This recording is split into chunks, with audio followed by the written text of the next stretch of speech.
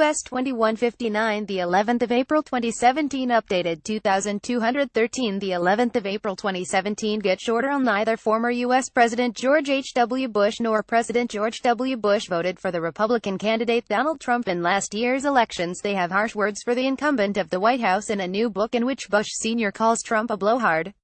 Former U.S. President George H.W. Bush and his son, former President George W. Bush, have criticized current U.S. President Donald Trump in a new book.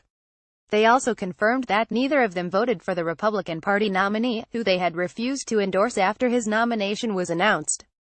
"I don't like him. I don't know much about him, but I know he's a blowhard. And I'm not too excited about him being a leader," Bush Sr. said in May 2016 in conversation with the book's author, historian Mark Gupta.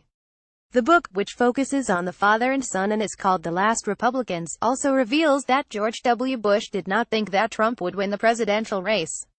When Trump entered the race, George W.'s reaction was interesting. "Want less," he told Gupta, who had several on-the-record discussions with the pair. But the former president explained that when you're not out there and you're not with the people, you don't get a good sense of the mood. George W. was unimpressed by Trump's claim that he doesn't need advisors. During the presidential campaign, Trump said, "My primary consultant is myself and I have a good instinct for this stuff," when asked who his advisors were on foreign policy.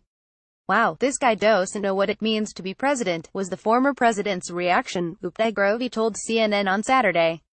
George W., whose brother Jeb had run for the Republican nomination, said that he voted for Democratic candidate Hillary Clinton in the presidential election. George H.W. revealed that he voted none of the above. The White House has responded to the revelations with criticism of Trump's predecessors' legacies. If one presidential candidate can disassemble a political party, it speaks volumes about how strong a legacy its past two presidents really had. And that begins with the Iraq War, one of the greatest foreign policy mistakes in American history, a White House official told CNN.